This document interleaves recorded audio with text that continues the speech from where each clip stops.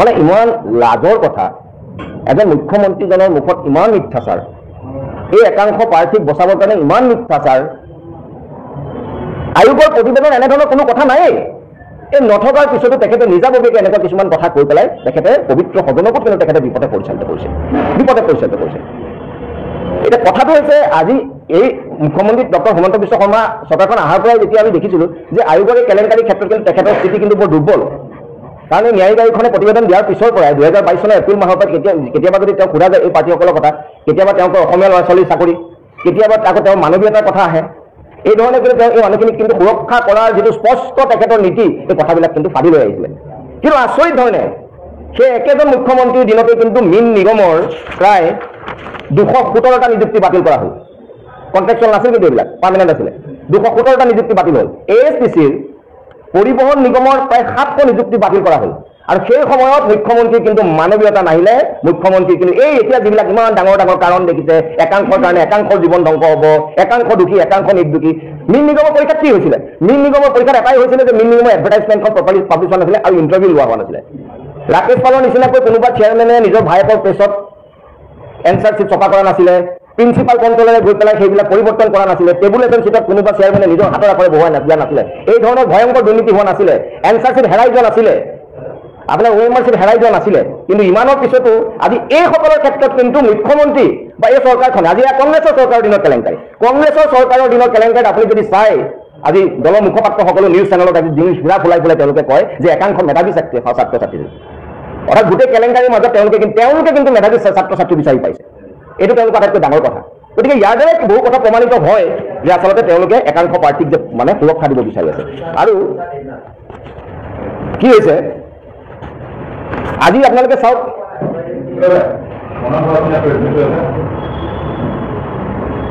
পাল বাহিনী আপুনি চাওক আজি 8-9জন বিষয়াৰ কথা কওঁ বা বিগত সময়ত আমি সকলোৱে জানো যে প্ৰায় 32জন 34জনৰ বিষয়ে কোনো ব্যৱস্থা গ্ৰহণ কৰা নাছিলে তেওঁলোকে আজি ডুপ্লিকেট উত্তৰ বহীত লিখিছে টেবুলেশ্যন চিটত জালি এইবিলাক গোটেই কথা আহিছে আয়োগৰ প্ৰতিবেদনত ইমান ডাঙৰ ডাঙৰ একোটা অপৰাধ কৰি তেওঁলোকে কিন্তু চাকৰি কৰি যাব পাৰে অথচ এই একেখন চৰকাৰৰ দিনত আপোনালোকৰ যদি মনত আছে কনিষ্ঠ বলৰ চাকৰিৰ কাৰণে আবেদন দিয়া ল'ৰাকেইটাই যেতিয়া কম্পিউটাৰৰ তেওঁলোকৰ চাৰ্টিফিকেট কিনি অকণমান ভেজাল বুলি হৈছিলে সেইসকলক জেলত ভৰাইছিলে এতিয়া শেহতীয়াকৈ মুখ্যমন্ত্ৰী ডাঙৰীয়াই কৈছে যে চতুৰ্থ বৰ্গৰ যিবিলাক ল'ৰা ছোৱালীয়ে গ্ৰেজুৱেট হ'ল যিসকল আচলতে হায়াৰ ছেকেণ্ডেৰী তলত হ'ব নালাগিছিলে সেইসকলৰ বিৰুদ্ধে আইনী ব্যৱস্থা ল'ম অথচ নৱনীতা শৰ্মা ত্ৰিদীপ ৰয় এই ধৰণৰ যিখিনি মানুহ আছে এই ধৰণৰ কিন্তু ব্যৱস্থা কৰিবলৈ তেখেতৰ সৎসাহস নাই এয়াই হৈছে চৰকাৰখনৰ চূড়ান্ত ভণ্ডামী চূড়ান্ত মিথ্যাচাৰ আৰু কংগ্ৰেছৰ দিনৰ কেলেংকাৰী মানুহবিলাকক যে এই চৰকাৰৰ কংগ্ৰেছৰ পৰা অহা একাংশ মানুহে যে সুৰক্ষা দি আছে কথাটো কিন্তু স্পষ্ট হৈছে আৰু সেইকাৰণে এই যিটো অভিযোগ মুখ্যমন্ত্ৰীজনৰ প্ৰতিও স্পষ্টকৈ আহিছে যে আচলতে মুখ্যমন্ত্ৰীজনে নিজেই স্পষ্টকৈ তেখেতে এই মানুহবিলাকক সুৰক্ষা দি আছে কাৰণ তেখেতৰ যি ভাষ্য আছিলে তেখেতৰ ভাষ্য ৰাজ্যৰ মুখ্যমন্ত্ৰীজনৰ ভাষ্য নহয় তেখেতৰ ভাষ্য আছিল একাংশ বক্তপথৰ বাছনি ভুক্ত বিষয়াক সুৰক্ষা দিয়াৰ বাবে তেখেতৰ অধিবক্তাই যিদৰে কথা কয় তেখেতে গোটেই পবিত্ৰ সদন সেইদৰে কথা ক'লে এতিয়া আপোনালোকে চাওক আনকি আয়োগৰ প্ৰতিবেদন ৰাজু হোৱাৰ পিছতো আজি আমাৰ পিছতো সেইসকল মানুহে এতিয়ালৈকে চাকৰি কৰি আছে ইমান ডাঙৰ ডাঙৰ দৰমহা পাই আছে এইটো এটা ডাঙৰ ল এণ্ড অৰ্ডাৰ চিটুৱেশ্যনৰ কথা যে একাংশ ঠগ প্ৰবঞ্চকক গৈ এডিশ্যনেল এছ পিক ক্ৰাইম বহুৱাই ৰাখিছে আমাৰ এটা 4 নম্বৰ যিটো পইণ্ট হয় খুব গুৰুত্বপূৰ্ণ পইণ্ট আচলতে সদনতে কি হৈছিলে মনোৰঞ্জন তালুকদাৰ ডাঙৰীয়া এটা প্ৰশ্ন মুখ্যমন্ত্ৰী ডাঙৰীয়াক আচলতে খুব ধুনীয়াকৈ পাকত পেলাই লৈছিলে মনোৰঞ্জন তালুকদাৰ ডাঙৰীয়াই সুধিছিলে যে 39জন প্ৰাৰ্থী যে প্ৰথম আপোনালোকে গ্ৰেপ্তাৰ কৰিলে সেইসকলৰ ক্ষেত্ৰতো আপোনালোকে ডিপি আৰু হেৰি একো নকৰিলে নিলম্বন একো নকৰিলে কিন্তু তেওঁলোকক বৰ্খাস্ত অৰ্থাৎ টাৰ্মিনেশ্যন কৰিলে এইসকলৰ ক্ষেত্ৰত এই বৰ্তমানৰ এই যিকেইজনৰ ক্ষেত্ৰত আজি 30-35জনৰ ক্ষেত্ৰত আপোনালোকে এই ধৰণৰ ডিপাৰ্টমেণ্টেল প্ৰচিডিং আৰু নিলম্বনৰ প্ৰচেষ্টাটো কিয় লৈছে এতিয়া মুখ্যমন্ত্ৰী ডাঙৰীয়াই বৰ এটা মানে সেই একেই অধিবক্তাক ধৰে তেখেতে এটা উত্তৰ দিছে যে কৈছে যে আগৰখিনিৰ ক্ষেত্ৰত তেওঁলোক প্ৰবেশনৰ পিৰিয়ড শেষ হোৱা নাছিলে এইসকলৰ ক্ষেত্ৰত কিন্তু প্ৰবেশনৰ পিৰিয়ড শেষ হ'ল কিন্তু যিটো আইনৰ যিটো বেছিক চেটেল প্ৰিন্সিপল সেই চেটেল প্ৰিন্সিপলটো হৈছে যে when the very entry to the service is illegal where is the question of departmental proceeding যেতিয়া মই চাকৰি এটা কৰিবলৈ যাওঁতে মোৰ পথটোৱে the very entry itself is wrong তেতিয়া কিন্তু এই ধৰণৰ ডিপাৰ্টমেণ্টেল প্ৰচিডিঙৰ কথা নহয় কাৰণ মই বিভাগৰেই নহয় বিভাগীয় ব্যৱস্থা কথাটো নাহে আৰু বিভাগীয় ব্যৱস্থা কৰিলে কি হ'ব এই তাতো এই মুখ্যমন্ত্ৰীজনৰ এটা ষড়যন্ত্ৰ ওলাই যাব সেই কথাখিনি তেওঁলোকে খুব ধুনীয়াকৈ ৰাইজক কি ধৰণে টুপি পিন্ধাইছে বুলি ক'ম টুপি পিন্ধাইছে চাব আজি এইসকল মানুহক আচলতে চৰকাৰে কি কৰিব লাগিছিলে টাৰ্মিনেশ্যন কৰিব লাগিছিলে যাৰ বিপক্ষে যি ধৰণৰ ভাষ্য দিয়ে সেই ধৰণৰ ভাষ্যই হয় কাৰণ আইনৰ যিখিনি কথা তেনে নহয় নিযুক্তি বাতিল হ'লে যে গোটেইখিনি বাতিল হৈ যায় তেনেকুৱা কথা এটা খুব সুন্দৰ উদাহৰণ আছে আমি সেইকাৰণে ন্যায়িক আয়োগৰ উদাহৰণবিলাক আমি নলওঁ আমি মাত্ৰ এটা উদাহৰণ দিম আৰু সেই উদাহৰণটো আমি বেলেগ ৰাজ্যলৈ যাব নালাগে সেই উদাহৰণটো হৈছে আমাৰ মণিপুৰৰ উদাহৰণ মণিপুৰ পাব্লিক চাৰ্ভিচ কমিশ্যনৰ উদাহৰণ মণিপুৰ পাব্লিক সাৰ্ভিস কমিশনত কি হৈছিল 2016 বৰ্ষৰ যি অসামৰিক সেৱাৰ পৰীক্ষা হৈছিল সেই পৰীক্ষাত বিভিন্ন ধৰণৰ দুৰ্নীতি আৰু অনিয়মৰ অভিযোগ আহিছিল সেই অভিযোগসমূহ অহাৰ পাছতো কিন্তু গোচৰসমূহ চলি থকা সময়ত আমাৰ এই চৰকাৰে সেই তদানীন্তন চৰকাৰখিনি এপইণ্টমেণ্টসমূহ দি দিছিলে কিন্তু তাৰ পাছত কিছুমান গোচৰ চলিলে আৰু সেই গোচৰসমূহ চলাৰ পাছত 2019 চনত ন্যায়ালয়ে ৰায় দিলে যে এই নিযুক্তিসমূহ বাতিল কৰিব লাগে 2017 চনত এই মানুহবিলাকৰ এপইণ্টমেণ্ট হৈছিলে আজি যেনেকে আমাৰ গোচৰসমূহ চাপ যদি থকা সময়ত সেই সময়ত তদানীন্তন চৰকাৰে নিযুক্তিসমূহ দি দিছিলে তেতিয়াও দিছিলে এই মানুহবিলাকে মণিপুৰ পাব্লিক সাৰ্ভিস কমিশনত 2.5 বছৰ তেওঁলোকে চাকৰি কৰিলে কৰাৰ পাছত 2019 চনত তেওঁলোকৰ নিযুক্তিসমূহ বাতিল হ'ল মণিপুৰ পাব্লিক সাৰ্ভিস কমিশনে এই অৰ্ডাৰ এই উচ্চ ন্যায়ালয়ৰ ৰায় বিৰুদ্ধে উচ্চতম ন্যায়ালয়লৈ গ'ল আৰু উচ্চতম ন্যায়ালয়ে কিন্তু উচ্চ ন্যায়ালয়ৰ ৰায় বাহাল ৰাখে মণিপুৰ হাইকোৰ্টৰ ৰায় বাহাল ৰাখে আৰু কয় যে 8 মাহৰ ভিতৰত সমগ্ৰ পৰীক্ষাখিনি ফ্ৰেছকৈ পাতিবৰ কাৰণে কিন্তু মণিপুৰ পাব্লিক সাৰ্ভিস কমিশনক কয় অৰ্থাৎ যিসকল মানুহৰ চাকৰি যাব সেই সকল মানুহক কিন্তু বাকি যিসকল পাৰ্টি আছে সেই তেওঁলোকৰ দৰে পৰীক্ষা দিব লাগে আৰু এইটোৱে নিয়ম এইটোৱে হৈছে নিয়ম আনকি বৰ ইণ্টাৰেষ্টিং এটা কথা আছে মণিপুৰ পাব্লিক সাৰ্ভিস কমিশনত একাংশ পাৰ্টিয়ে যিসকলে হয়তো মেধাৰ জোৰত বাছনিভুক্ত হৈছিল ইমান দুৰ্নীতিৰ মাজতো সেইসকলে পুনৰবাৰ বাছনিভুক্ত হয় যিবাৰ দ্বিতীয়বাৰ ভালকৈ পৰীক্ষা হ'ল তেওঁলোক বাছনিভুক্ত হয় আৰু শেহতীয়াকৈ উচ্চতম ন্যায়ালয়ে এটা ৰায় দিছে য'ত তেওঁলোকৰ যিটো ছাৰ্ভিচ কণ্টিনিউটি আৰু ফাইনেন্সিয়েল বেনিফিটবিলাক তেওঁলোকক দিব দিছে গতিকে গোটেই কথাবিলাক স্পষ্ট য'ত মুখ্যমন্ত্ৰী ডাঙৰীয়াই কৈ আছে যে তেওঁলোককো আমি বঞ্চিত কৰিম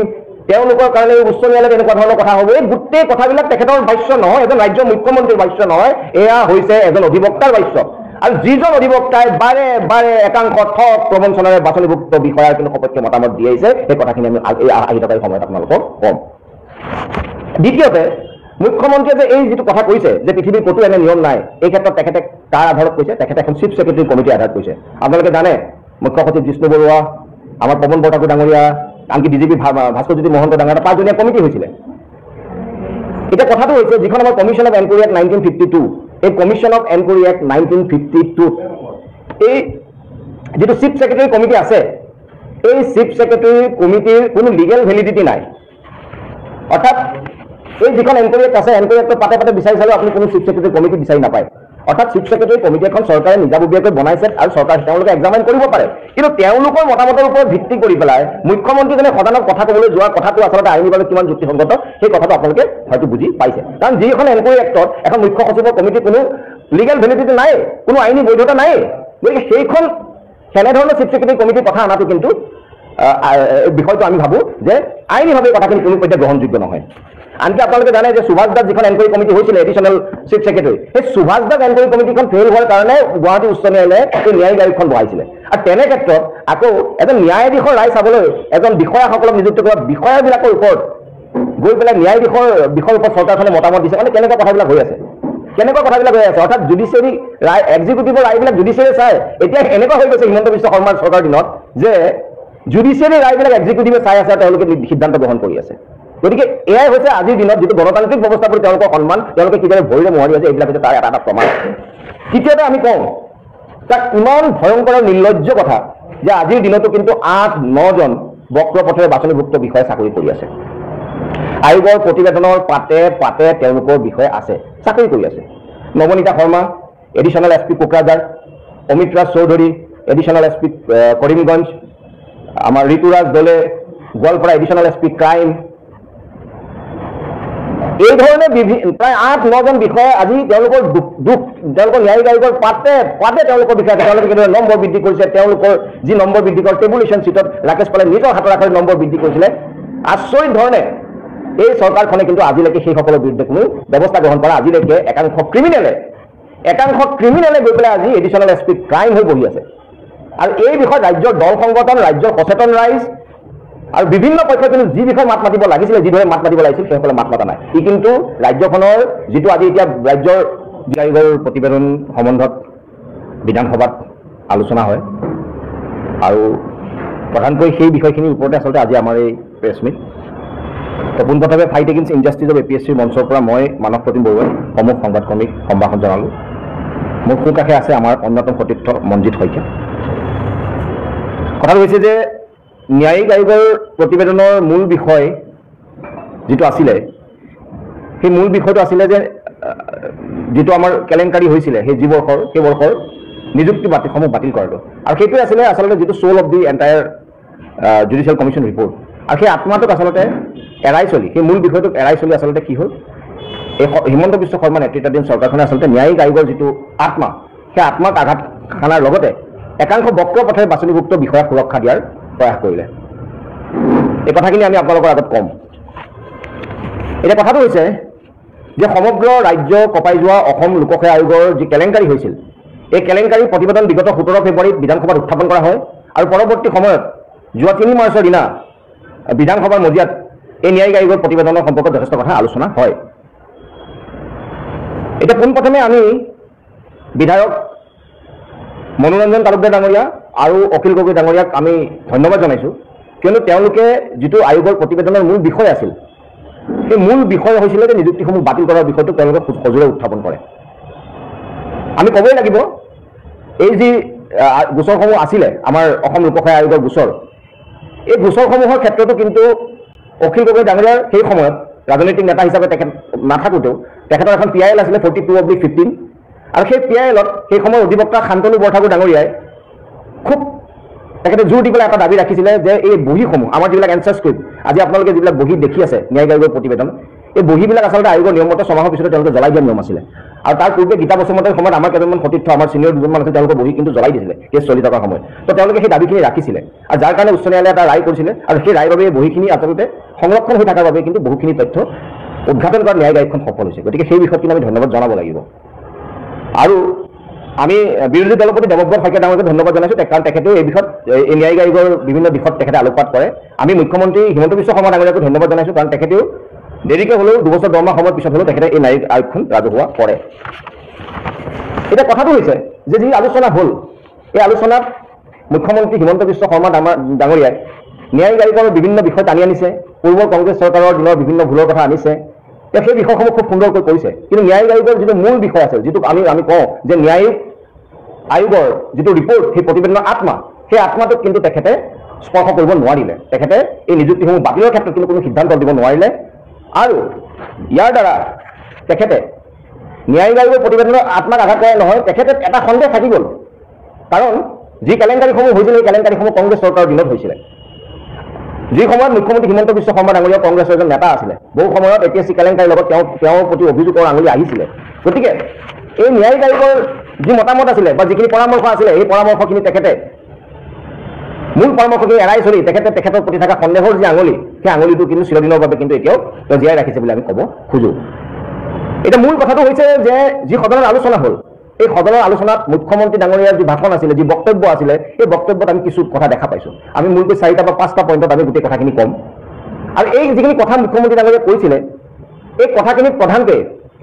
আমি দেখা পাইছিলোঁ যে আইনী দিশৰ পৰা গ্ৰহণযোগ্য নোহোৱা কিছু কথা, আৰু আনকি ন্যায়িক আয়োগত প্ৰতিবেদনত সন্নিৱিষ্ট নথকা বা সেনে কথা নিলিখা কথা কিছুমানো কিন্তু তেখেতৰ ভাষণত কৈছিলে ন্যায়িক আয়োগৰ প্ৰতিবেদনত থকা বুলি। এতিয়া 1 নম্বৰতে আমি ক'ম যে মুখ্যমন্ত্ৰী ডাঙৰীয়াক যেতিয়া এই নিযুক্তি আয়োগৰ পৰামৰ্শ অনুসৰি যেতিয়া নিযুক্তি বাতিলৰ পৰামৰ্শৰ কথাটো আহিলে, তেতিয়া তেখেতে কৈছিলে যে পৃথিৱীৰ ক'তো এনে নিয়ম নাই। অথচ এই ন্যায়িক আয়োগৰ প্ৰতিবেদনৰে শেষৰ পিনে আপোনালোকে যদি চায়, উচ্চতম ন্যায়ালয়ৰ কেইবাটাও ৰায়ৰ কথা আছে। আনকি সদনতো তেখেতক দেৱব্ৰত শইকীয়া ডাঙৰীয়াই এই বিষয়ে তেখেতক বুজাই দিছিলে। লগতে তেখেতে আৰু এটা কৈছিলে যে এই যে একাংশ দোষী সাব্যস্ত হ'ল বা একাংশ দোষীৰ বিৰুদ্ধে ব্যৱস্থা চলিছে, আৰু এই যি নিযুক্তি, এই নিযুক্তিসমূহত একাংশ নিৰ্দোষী আছে। গতিকে দোষীসমূহৰ লগতে নিৰ্দোষীসমূহৰ চাকৰিও যদি গুচি যায়, তেতিয়াহ'লে কিন্তু ইয়াৰ দ্বাৰা দোষীবিলাক বাচি যোৱাৰ সম্ভাৱনা থাকিব। কাৰণ গোটেই নিযুক্তিটো বাতিল কৰিলে এই দোষীয়ে নিৰ্দোষীয়ে সকলোৱে গৈ পেলাই আদালতত যাব আৰু তেওঁলোকৰ নিযুক্তিসমূহ কিন্তু সকলোৱে ঘূৰাই আহিব। এই ধৰণৰ এটা মতামত দিছে, যিটো মতামত আচলতে আমাৰ ভাৱ হৈছে এইটো ৰাজ্যৰ মুখ্যমন্ত্ৰীজনৰ তেখেতৰ বক্তব্য নহয়। এই বক্তব্যটো হৈছে একাংশ বক্ৰ পথেৰে বাছনিভুক্ত বিষয়াৰ বা একাংশ তেনেধৰণৰ ৰাজপত্ৰিত বিষয়াক সুৰক্ষা দিয়াৰ বাবে তেওঁলোকৰ অধিবক্তাৰ যি ভাষ্য, সেই অধিবক্তাৰহে ভাষ্য। এয়া মই একশ্যন টেকেন ৰিপৰ্টটো দিব।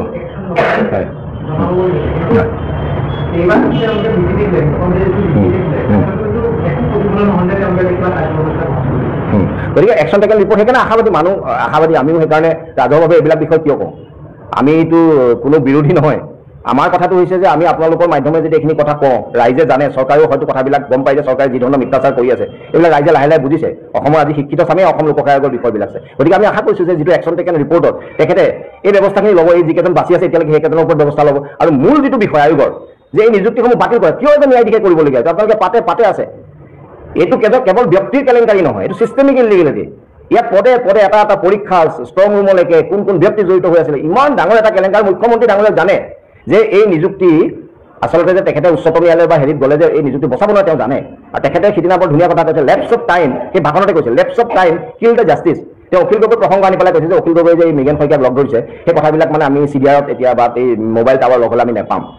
কিন্তু সেই বাক্যটোৰ পৰা আমি যদি অন্য প্ৰসংগত আনো lapse of time kill the justice তেওঁ এইটো কাৰণেও হয় যে তেওঁ দেখিছে যে আমি যদি এই বিষয়টো যদি ন্যায়িক আয়োগৰ প্ৰতিবেদনখন যদি আৰু এটা 3 বছৰ 4 বছৰ আমাৰ যদি পেলাই দিওঁ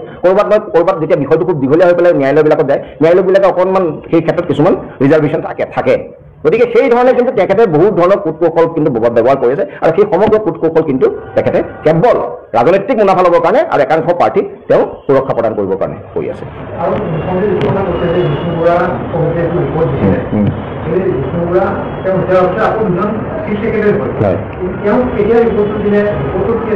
একো নাই সেই বিষয়ে একো নাই আৰু চবতকৈ লাজৰ কথা যে এখন ছুপাৰ কমিটি হৈ থকাৰ পাছত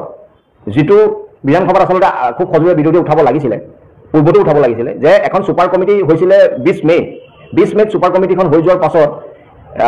প্ৰথমতে জুন নে জুলাই মাহত একাংশ ডিএছপিক কি কৰিলে টাইম স্কেল দিলে 11 নৱেম্বৰত প্ৰমোশ্যন দিলে সেই প্ৰমোশ্যন দিয়া ডিএছপিবিলাকৰ পৰা বহুতে আজিৰ দিনত ৰুমি টিমুংকি হওক অমিত ৰাজ চৌধুৰী এনে বহুত ডিএছপি আমাৰ ঋতুৰাজ দল এইবিলাক আজি নাম আহি আছে যিটো এজ এ ৰুল নহয় ক্ৰিমি এইটো থাকেই যেতিয়া প্ৰমোশ্যন দিয়াৰ আগত ডিপাৰ্টমেণ্টৰ সেইটো ৰুল হয় যে আমি তেওঁলোকৰ কিবা যদি অভিযোগ আছে কিবা আছে চাব লাগে তেনেধৰণৰ যদি অভিযোগ থাকে ভয়ংকৰ তেওঁলোকক প্ৰমোশ্যন দিব নালাগে আৰু তাত চাওক আনকি ডিপাৰ্টমেণ্টেল পাৰ্চনেলৰ আমাৰ যিজন আছিল তেখেতো আছিলে আমাৰ হোম ছেক্ৰেটাৰী যিজন আছিলে তেখেতো আছিলে এজন মুখ্য সচিব আছিলে ডিজিপি আছিলে কিমান লজ্জাজনক কথা সেই মানুহখিনি থকাৰ পাছতো এই মানুহখিনি সুৰক্ষা দিয়ে কোনটো স্তৰ গভৰ্ণমেণ্ট ইনডিফেন্সিবল হৈ গৈছে আচলতে অসম লোকসেৱা আয়োগৰ ক্ষেত্ৰত ইনডিফেন্সিবল ডিফেন্স দিব নোৱাৰা হৈ গৈছে তেওঁলোকে এই কথাবিলাক মানে ৰাখোঁতে বচাওঁতে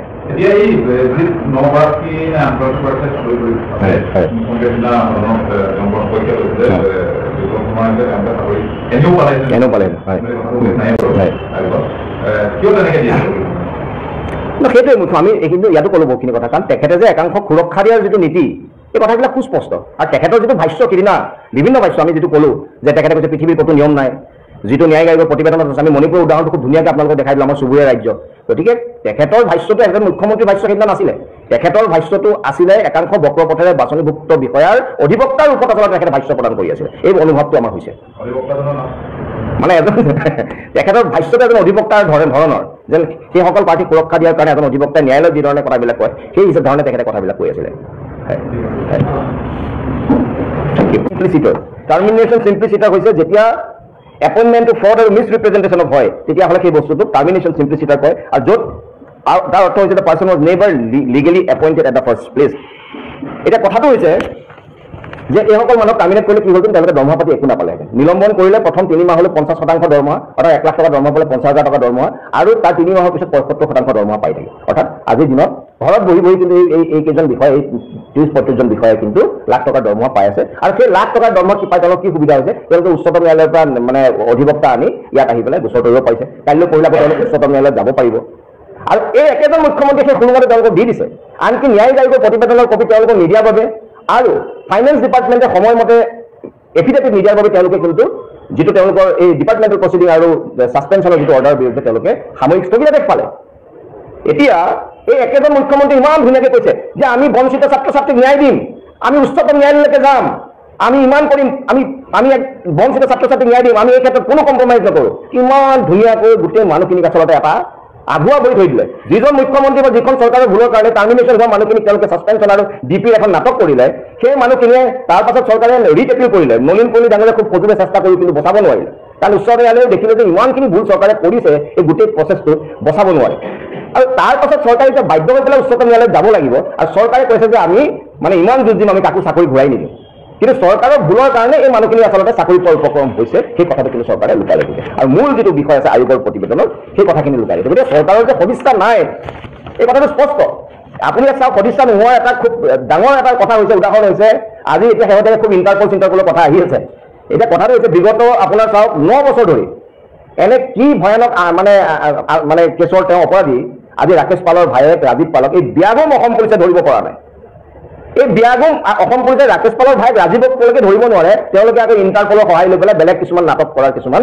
আগুৱা ভৰা কথা আৰু কিছুমান ৰাজনৈতিক কাৰ্যকাণ্ড কৰি থাকে গতিকে গোটেই বিষয়সমূহে আচলতে মূল বিষয়ৰ পৰা তেওঁলোকে আঁতৰি কেৱল ৰাজনৈতিক ৰহন খানাৰ আৰু একাংশ পাৰ্টিক সুৰক্ষা দিয়ে আমাৰ শেষৰ যিটো পইণ্ট হৈছে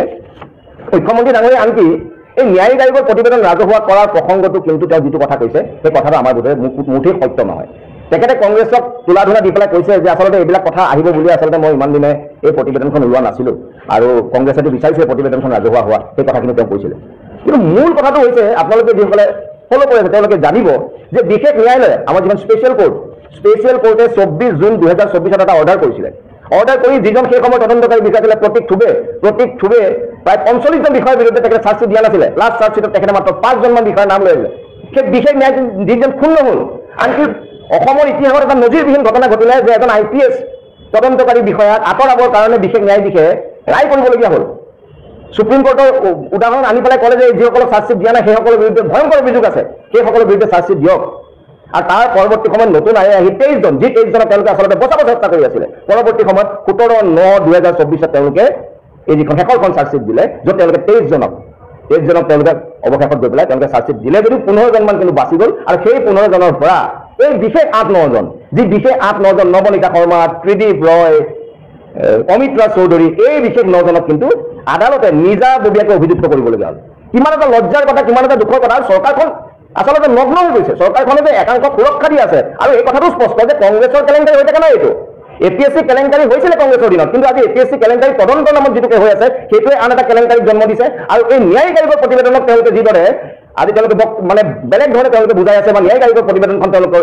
কাৰ্যকাৰী কৰাৰ ইচ্ছা নাই, সি আন এটা কেলেংকাৰী জন্ম দিছে। গতিকে অসম লোকসেৱা আয়োগৰ কেলেংকাৰীৰ পৰা এই হিমন্ত বিশ্ব শৰ্মা চৰকাৰে আন দুটা কেলেংকাৰী কিন্তু জন্ম দি থৈ গৈছে। গতিকে এয়াই হৈছে এই চৰকাৰখনৰ নীতি। প্ৰকৃততে বিশেষ ন্যায়ালয়ৰ 24/6/2024 আৰু 17/9/2024 ৰায়ৰ ফলত কি হ'ল, যিমান পাৰ্টিক আচলতে তেওঁলোকে বচাবলৈ চেষ্টা কৰি আছিলে সেইসকলৰ বচাব নোৱাৰিলে। সেই গোটেই আটাই সববিলাক কিন্তু কি হ'ল, ক্ৰিমিনেল তেওঁলোকৰ বৰ্ড কেছ ফাইল হ'ল আৰু তেওঁলোক আদালতত যাবলগীয়া হ'ল। যে চৰকাৰে যেতিয়া দেখিলে যে আমাৰ গোটেই মানুহখিনি বাচিয়ে গ'ল, সেই 23জনো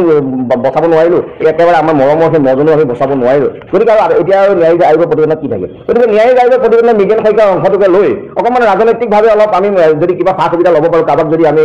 অলপ ৰাজনৈতিকভাৱে কিছুমান আমি প্ৰভাৱ সৃষ্টি কৰিব পাৰোঁ, কিছু ইছ্যু সৃষ্টি কৰিব পাৰোঁ, সেই উদ্দেশ্যে তেওঁলোকে এই আয়োগৰ প্ৰতিবেদনখন ৰাজহুৱা, যিটো আমাৰ ভাৱ হয়। গতিকে এই গোটেই কথাখিনি আচলতে মিথ্যাচাৰৰ আচলতে সম্পূৰ্ণ এটা উদাহৰণ। আৰু এই গোটেই 5টা পইণ্ট আপোনালোকক আমি আজি বুজাই দিলোঁ। এইখিনিয়ে আমাৰ মূল কথা। ধন্যবাদ।